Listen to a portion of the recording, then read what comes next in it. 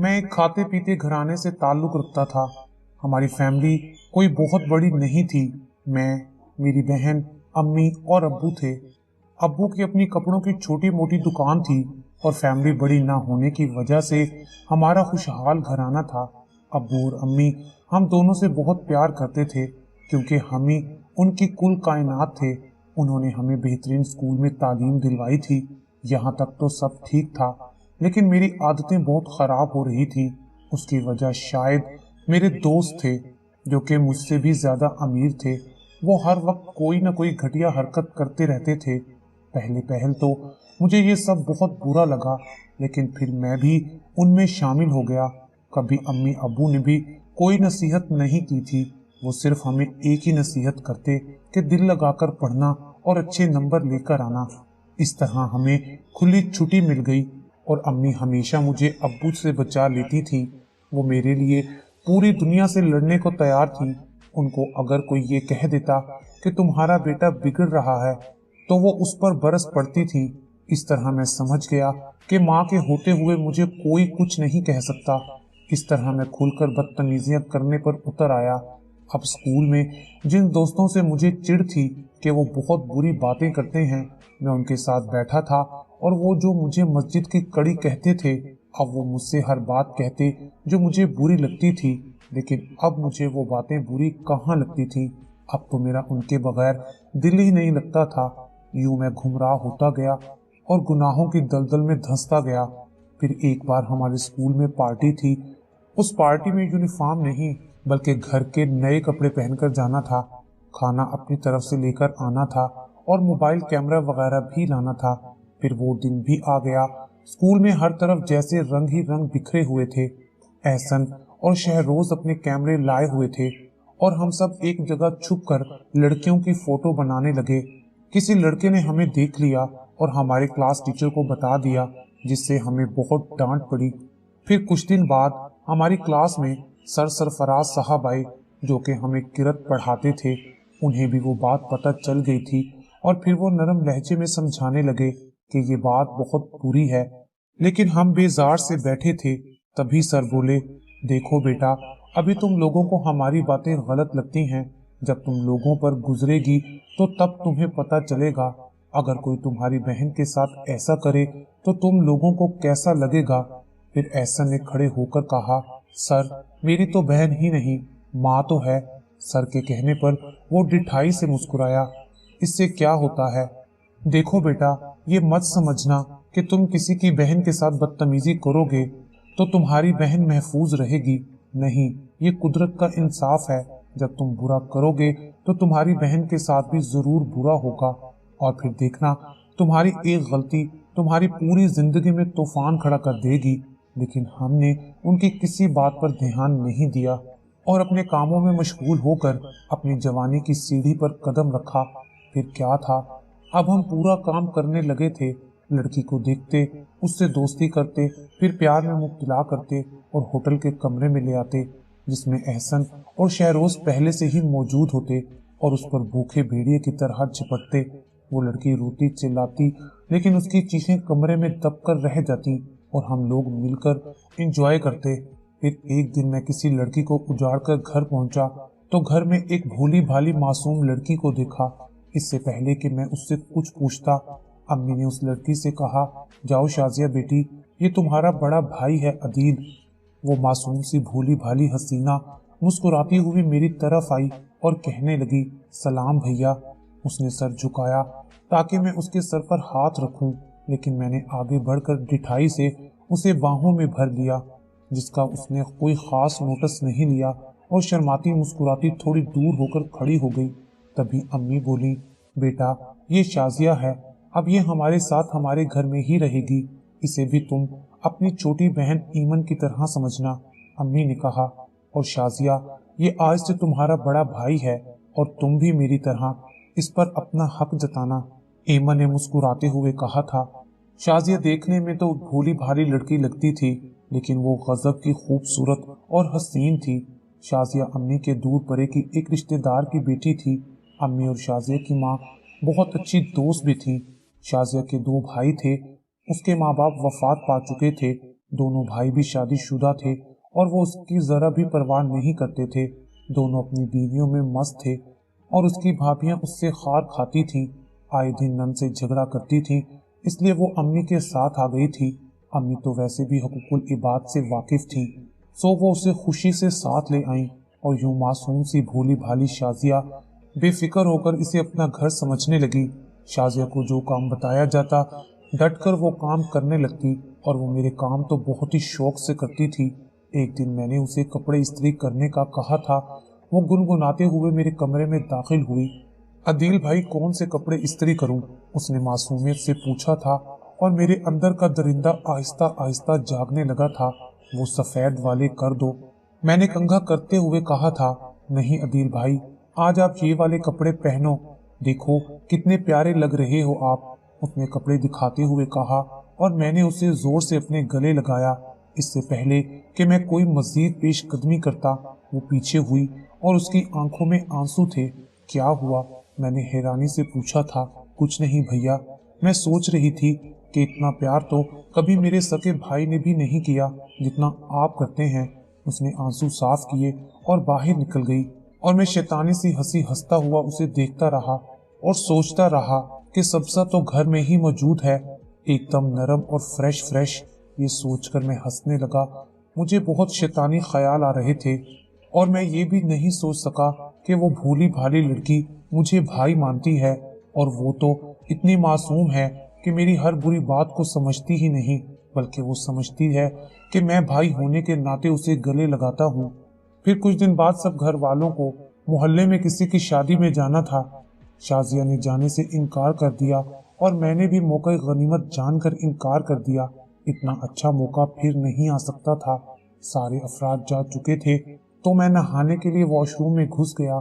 मैं कुछ देर पानी बहाता रहा, फिर मैंने शाजिया को आवाज दी।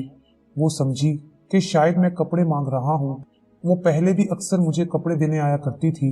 वो कपड़े लेकर आई तो मैंने उसकी कलाई पकड़ ली। भैया क्या कर रहे हैं? ये लें कपड़े, मेरी कलाई छोड़ें। उसने दीवार का सहारा लिया और कपड़े मुझे देकर वापस अंदर चली गई। मैंने शलवार पहनी और फिर बाहर निकल आया। शाजिया अंदर अपने कपड़े तब्दील कर रही थी। मेरे अंदर का दरिंदा पूरी तरह जागने लगा। मैं अंदर दाखिल हो गया। शाजिया ने बुखलाकर दुपट्टा आगे किया और कहने लगी, सॉरी भैया, मैंने कुंडी नहीं लगाई, आप बाहर जाए, मैं अभी आती हूँ। उसके चेहरे पर हवाइयाँ उड़ रही थी। मैं उसके करीब गया तो वो कहने लगी, ये आप क्या कर रहे हैं भैया? बहनों से भी ऐसा मजाक करते हैं क्या?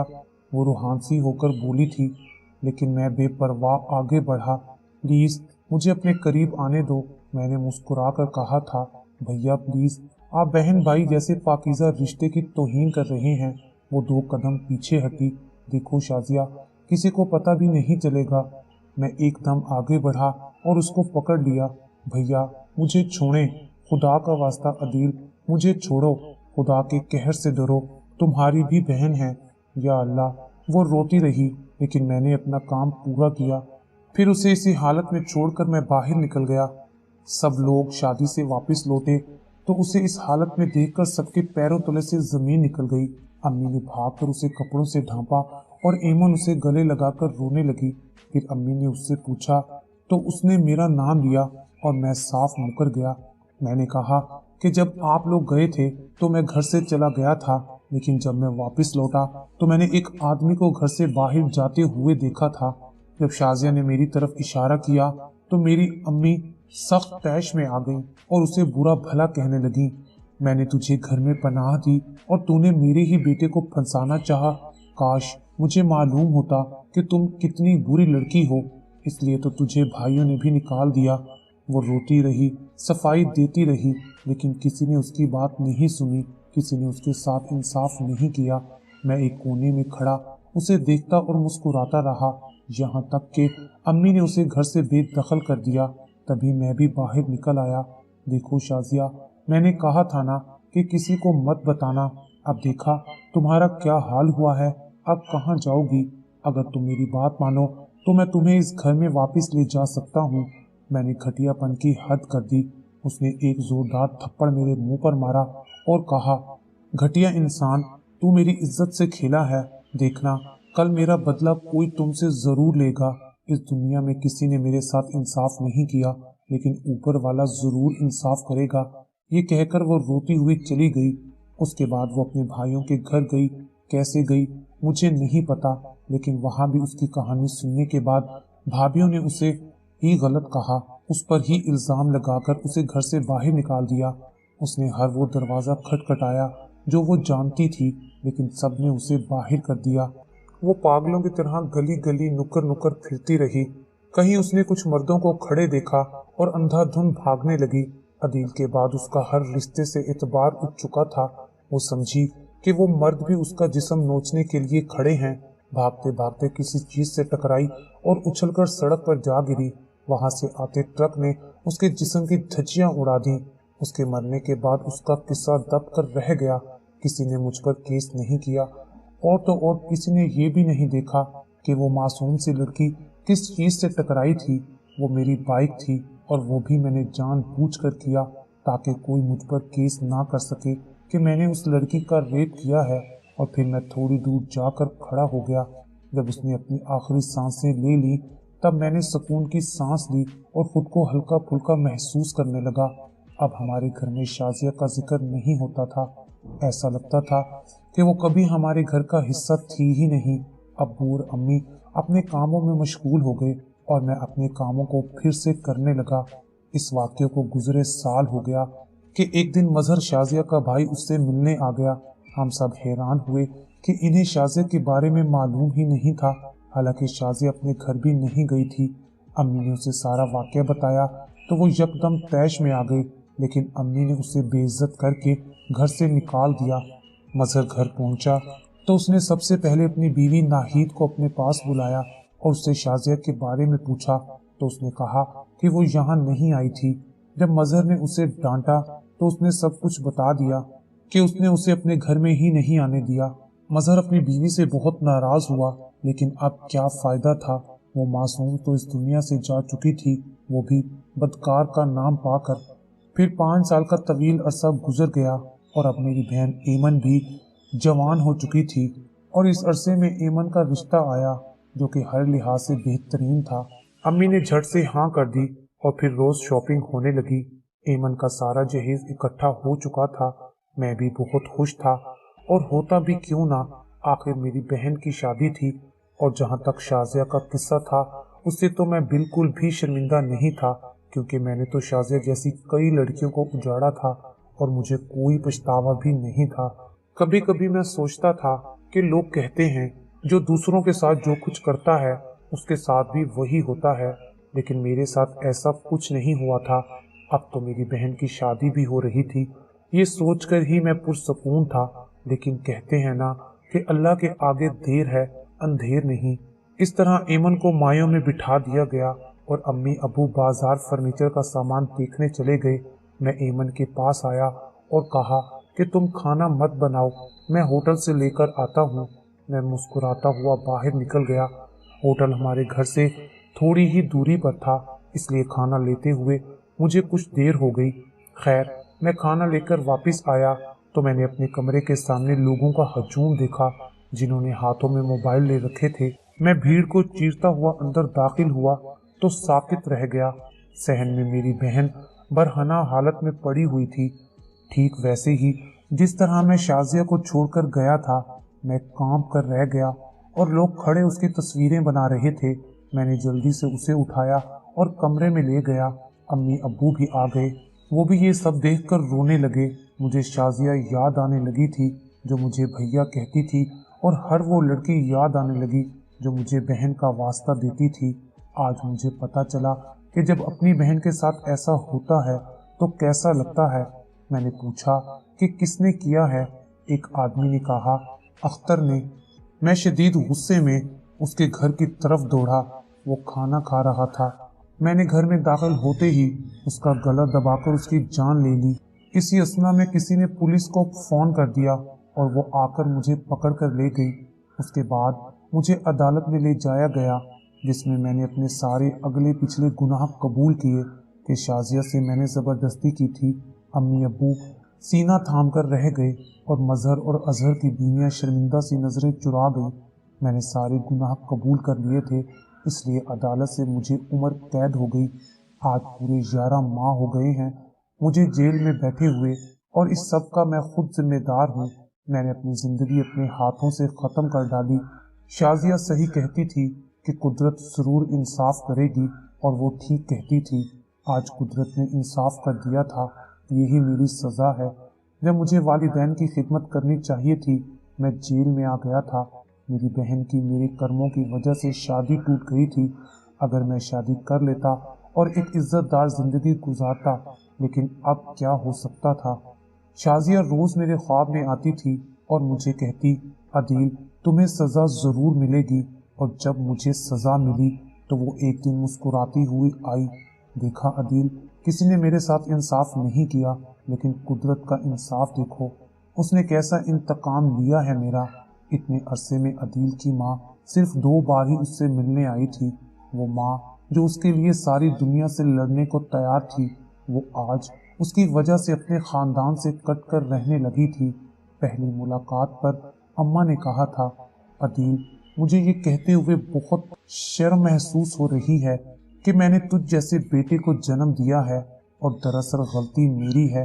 मैंने तुझे अगर शुरू ही से लड़कियों की इज्जत करना सिखाई होती तो आज ये नौबत ही ना आती। मेरी बहन एक जिंदा लाश बनकर रह गई है, और यही हाल अब मेरे माँ बाप का भी है। गली से गुजरते हुए उन्हें कितनी जिल्लत उठानी पड़ती है, ये तो वही जानते हैं। लेकिन एक बात तय है, इंसान जो कुछ भी करे, बिलखसूस बुराई, तो इससे पहले अपना अंजाम भी अच्छी तरह सोच ले, क्योंकि खुदा की लाठी बे आवाज होती है।